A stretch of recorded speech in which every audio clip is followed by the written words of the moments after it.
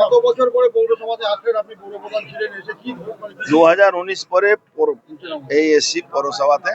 আমি শুধু আপনাদের কাছে একটা কথা বলবো, আজকে ভাটপাড়া বিধায়ক আর জগদ্দলের বিধায়ক ডাক্তার রাজেশ কুমারজি আর পवन কুমার সিং, ইনাদের কাছে ভুরি ভুরি কমপ্লেন আসতো কি এখানে ডেভেলপমেন্টের কাজ আটকে গেছে, ক্যাজুয়াল লেবারদের পেমেন্ট হচ্ছে না, লেবারদের পেমেন্ট হচ্ছে না, যারা যতগুলো কেন্দ্রীয় সরকারের প্রকল্প এখানে চলে তার পেমেন্ট হচ্ছে না। এই পেমেন্ট না হওয়ার জন্য কাজটা স্টপ হয়ে যাচ্ছে। ডেভেলপমেন্টের কাজ, রাস্তার ঘাট কাজ, রাস্তাতে যে পেপার ব্লক দেওয়া হচ্ছে, এখানকার চেয়ারম্যানের কোম্পানি থেকে সে পেপার ব্লক এসছে। প্রায় 1 কোটি টাকা ইলেকট্রিকের মাল সাপ্লাই, মালও আসেনি, তার পেমেন্টও হয়ে গেছে। জল পাওয়া যাচ্ছে না, ভাটপাড়ার লোকরা জলের জন্য অসুবিধা হচ্ছে। আমরা ডাক্তার রাজেশ কুমারজিকে নিয়ে আমি এখানে উপস্থিত হয়েছি, যেহেতু আমি এখানে পৌরসভাতে 9 বছর চালিয়েছিলাম। আমি এই জন্যে এসেছি, আজকে ওনাদেরকে বলেছি যে আপনারা ইমিডিয়েট যে ট্রেজারি টাকা যে যখন ওটিপি আসে চেয়ারম্যানের ফোনে, তো ওই ফোনটা নাকি চেয়ারম্যানের ছেলের কাছে থাকে, আবার ছেলে ওই নিয়ে ফোন পালিয়ে গেছে। এবার ইমিডিয়েট থানাকে আমরা বলেছি, পৌরসভাকে বলেছি আপনি থানায় জিডি করুন, আর আপনারা যান আর চেয়ারম্যানের বাড়ি থেকে ওই ফোনটা রিকভারি করুন। কেন ওই ফোনটা মিউনিসিপ্যালিটি প্রপার্টি, গভর্নমেন্টের প্রপার্টি। তারপরে পেমেন্টের ব্যবস্থা করুন, আর সমস্ত রকম যে দুর্নীতি করা হয়েছে তার তদন্তের জন্য একটা এফআইআর করব আমরা। একটা কথা যে আপনারা বারবার বলেছিলেন যে তৃণমূলের কারোর গায়ে হাত দেওয়া হবে না এবং কাউকে কিছু বলা হবে না, তারপরও চেয়ারম্যান বা কেউই আসছে না। দেখুন, আমরা নিশ্চিতভাবে আমরা এই আইডিওলজিতে বিশ্বাস করি না, কিন্তু চোরকে যদি রাস্তায় কেউ চোর চোর বলে যদি ওকে ঢিল মারে, ওকে থাপ্পড় মারে, তাই আমরা তো আটকাতে পারবো না, এটা আমাদের কাজ না। যারা চুরি করে তারা পালিয়ে বেড়াবে, যারা লুকিয়ে থাকবে, আমরা কিছু করব না। কিন্তু পাবলিক কিছু করে তা আমাদের কি, আমরা তো সে ঠেকাতে পারবো না। কেন মানুষের টাকা এরা লুট করেছে। একটা মিউটেশন করতে গেলে এখানে 30-40 হাজার টাকা লাগে, যেখানে খুব কম, মানে খুব বেশি হলে 3-4 হাজার টাকা তার ফিস আছে, 3,000-এর উপরে নেই। একটা ট্রেড লাইসেন্স করতে গেলে সব থেকে বেশি ফিস হয় 2,500 টাকা, সেখানে লক্ষ লক্ষ টাকা নেওয়া হয়। এখানে ডেথ সার্টিফিকেট, বার্থ সার্টিফিকেটে পয়সা না দিলে তারা পায় না। এখানে যতগুলো কেন্দ্রীয় সরকারের প্রকল্প টাকাগুলো সব এখানে লুট হয়ে যাচ্ছে। তো এই নানা রকম সব সমস্যা নিয়ে এই চেয়ারম্যানের ছেলে, যারা ওই চেয়ারম্যানের যারা জাল সই করে, তাদের সবার নামে এফআইআর হবে, তাদের তদন্ত হবে।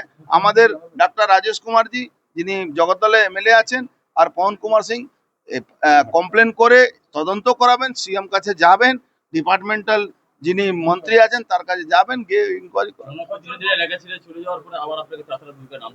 দেখুন, আমি তো মানুষের ভোটে আশীর্বাদ পেয়েছি আমরা সবাই, আর মানুষকে নিয়ে আমি রাজনীতি করি। তো আমাদের কাজ আছে, মানুষের যখন অসুবিধা হলে আমরা আসতে হবে। দেখুন, পৌরসভা সচল তো হবেই। পৌরসভা তো কারো পার্সোনাল প্রপার্টি নেই, পৌরসভা মানুষের প্রপার্টি, আর মানুষের অসুবিধা হলে আমরা আসবো। চোর যত আছে সবার নামে হবে, আপনি তো চিন্তা করার দরকার নেই। ইও, এফও, সেক্রেটারি, ডিপার্টমেন্টাল হেড সবাই ছিল। আবার ব্যবস্থা তো করার রাস্তা দেখিয়ে দিলাম।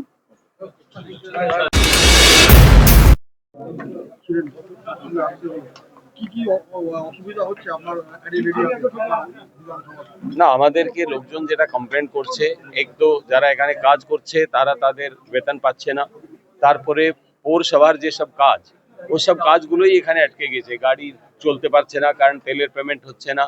যখন আমরা এটা ইনকোয়ারি করলাম তখন দেখলাম কি যে পৌরসভা যে পেমেন্টের পদ্ধতি আছে তার মধ্যে ট্রেজারির ওটিপি যায় চেয়ারপারসন যিনি আছেন তার মোবাইল ফোন, যেটা পৌরসভারই মোবাইল ফোন, তার উপরে উনি ওই মোবাইল ফোন সিম নিয়ে উধাও হয়ে গেছেন, ওনাদেরকে খুঁজে পাওয়া যাচ্ছে না। তো এই জন্যে আমরা বলেছি আপনারা থানায় কমপ্লেন করুন, থানায় কমপ্লেন করে ওনার ওখান থেকে কাছ থেকে ওটা রিকভার করা হবে।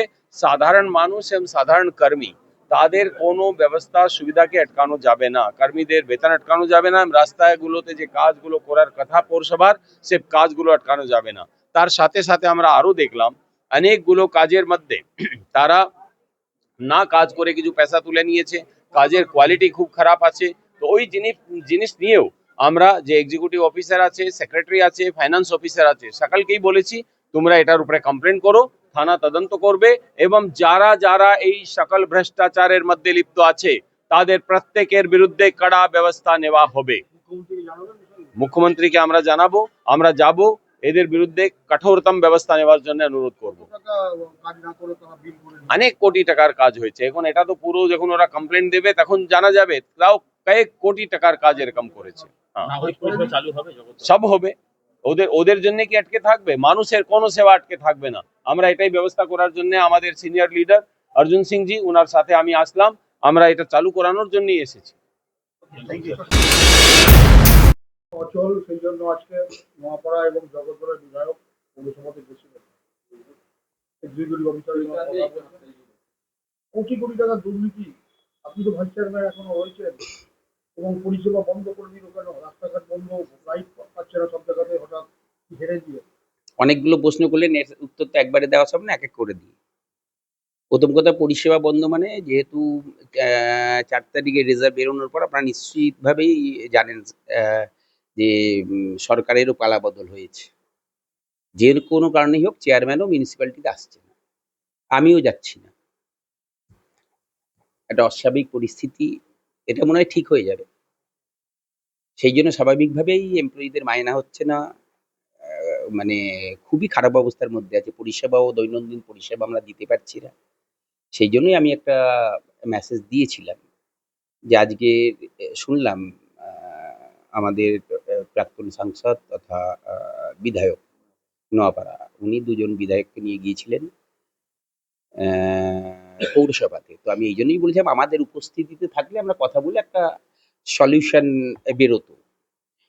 বাট আমাদের জানায়ওনি, আমিও মিউনিসিপ্যালিটি যাইনি। ওনারা হয়তো নিশ্চিতভাবেই কারোর সঙ্গে কোনো আধিকারিকের সঙ্গে কথা বলেছে। তাতে যদি পৌরসভার সমস্যার সমাধান হয় নিশ্চিতভাবেই খুশি হব। আর রাস্তাঘাট, রিগার্ডিং রাস্তাঘাট আমি আগেও বলেছি, মানে আমাদের মাননীয় মুখ্যমন্ত্রী আপাস আমাদের পাড়া আমাদের সমাধান এবং পথশ্রী প্রকল্পের মারফত এত টাকা দিয়েছে, পারেনি পৌরসভা এক্সিকিউট করতে। এখনো রাস্তাঘাটে দেখবেন সব রাস্তার পাশে পেপার ব্লক ফেলা, কমপ্লিট করতে পারেনি। রাস্তাঘাট যে অবস্থায় ছিল সেই অবস্থায় আছে। আমাদের পাড়া আমাদের সমাধানে এত টাকা, এত মানুষের সাজেশন দিয়েছে, পারেনি এক্সিকিউট করতে, পারেনি। হ্যাঁ, পারিনি, টাকা চলে এসছে, টাকা দিয়েছে, এত টাকা দিয়েছে, সব জায়গায় ডেভেলপমেন্ট হয়েছে, আমার ভাটপাড়ায় পারিনি এক্সিকিউট করতে। দিদিমণির প্রকল্প এক্সিকিউট করতে আমার পৌরসভা ব্যর্থ হয়েছে, এবং তার বলছি সম্পূর্ণভাবে তার দায়িত্ব চেয়ারম্যানের। যেহেতু আমাদের সরিয়ে রেখে চেয়ারম্যান ওনার ছেলে সোমনাথ শ্যাম পৌরসভা চালাতো। বিধায়ক পৌরসভা চালাবে। হ্যাঁ, গিয়ে আমি আগের দিনও তো বলেছি, গিয়ে দেখুন না, পৌরসভার মধ্যে ওনার অফিস আছে, নেম প্লেট লাগিয়ে অফিস আছে। হ্যাঁ, বললাম তো ওনার অফিস আছে, অফিস আছে, উনি চালান। কর্মচারীদের যে মায়না আসতো সেই ফোনটা পৌরসভা, সেই ফোনটা ওটিপি এটা পাওয়া যাচ্ছে না। পাওয়া যাবে কি? পৌরসভা চালাতো ওনার ছেলে, ওনার ছেলের কাছে আছে, এ স্বাভাবিক তো। এটা কোনো লুকোনো কিছু না তো, এ সবাই জানে। ভাটপাড়া পৌরসভা যে ওনার প্রেজেন্সে ওনার ছেলে চালাতো, এটা সবাই জানে। তো স্বাভাবিকভাবেই ফোনটা ওনার ছেলের কাছেই থাকবে। কি হবে তাহলে ভবিষ্যৎ? ভবিষ্যৎ চরম অনিশ্চয়তার মুখোমুখি দাঁড়িয়ে পরিষেবার অবস্থা খুব সংকটজনক। প্রশাসনকে উদ্যোগ নেওয়া উচিত। সেই জন্যই আমি বললাম যারা নতুন বিধায়ক নির্বাচিত হয়েছে এবং পুনর্নির্বাচিত হয়েছে, বিশেষ করে একজন বিধায়ক হয়েছে তিনি প্রাক্তন সাংসদ ছিলেন, তিনিও কোনো এক সময় আমাদের পৌরসভার চেয়ারম্যান ছিলেন, সুতরাং তার অভিজ্ঞতা অনেক বেশি। আমি সেই জন্য অ্যাপিল করেছিলাম যে যদি ওনারা আমাদের নিয়ে একটা সভা করে আমাদের সঙ্গে আলোচনা করে, আমি ওই জন্য বার্তা দিয়েছিলাম যে ওনাদের পরামর্শ মতোই পৌরসভা চালাতে। হ্যাঁ, কিন্তু আজকের গিয়েছিলেন শুনলাম, কিন্তু আমাদের জানায়নি। বাট আমরাও একটা অস্বাভাবিক পরিস্থিতির মধ্যে আমরা পৌরসভায় যেতে পারছি না। এই আর রিগার্ডিং দুর্নীতি আছে, আমি অস্বীকার করতে পারি। আপনারা কি আলোচনা করতে চান? আমি মেসেজ দিয়ে আমি অন ক্যামেরা বলেছি, আমি ওনাদের আবেদন করেছি। ওনারা আজকেরই আমাদের বললে আমি নিশ্চিন্ত যেতাম। আমি তো সবসময় উদ্যোগ নিতে রাজি আছি।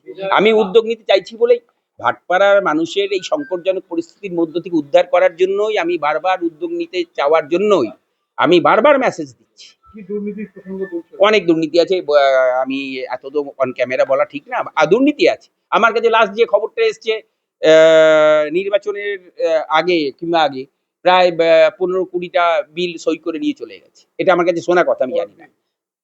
হ্যাঁ, মানে ফলস বিল মানে কাজ হয়নি, বিল তুলে নিয়ে, এরকম খবর আমার কানে এসছে। কত টাকা পরিমাণ? আমি কি করে বলবো, এটা তো আমি জানি না। আমার কানে এই 15-20টা বিল এরকম শুনেছি, যেটুকুন কানে এসছে বললাম। বাট আমিও এর তদন্ত, যদি এই হয় অবশ্যই আমি বলছি, শুনুন, মমতা বন্দ্যোপাধ্যায় যেভাবে রাজ্য চালিয়েছে, এই আমাদের মতন কিছু লোক যারা মমতা বন্দ্যোপাধ্যায়কে বারবার কাজের মাধ্যমে কলঙ্কিত করার চেষ্টা করেছে, বিচার হওয়া উচিত। আমাদের কালি মমতা বন্দ্যোপাধ্যায়ের গায়ে লাগবে কেন? দুর্নীতি করলে আমরা করেছি, তার বিচার হওয়া উচিত। বিধায়ক বারবার কাকে দায়ী বলছেন করছেন? যে কাকে দায়ী করছেন? আরে যারা চালায় যে কোনো পৌরসভা, আমি বলছি যেই দুর্নীতি হোক, এর বিচার হওয়া উচিত। আমাদের গায়ের কালি মমতা বন্দ্যোপাধ্যায়ের গায়ে লাগবে কেন? অর্জুন সিং করে অভিযোগ করবেন, থানায় এফআইআর করবেন। করুক, যেই ভালো উদ্যোগ, ভালো উদ্যোগ। শুনুন, কোন কারণে? যে কোনো আমি যদি দুর্নীতি না করি, যে কোনো দুর্নীতির তদন্তের মুখোমুখি হতে আমার কোনো ভয় থাকার কথা না, আমার কোনো ভয়ও নেই। এবং আরো বেশি করে বলছি, আমিও দুর্নীতির তদন্ত চাই। যদি কোনো দুর্নীতি হয়ে থাকে তার তদন্ত আমিও চাই।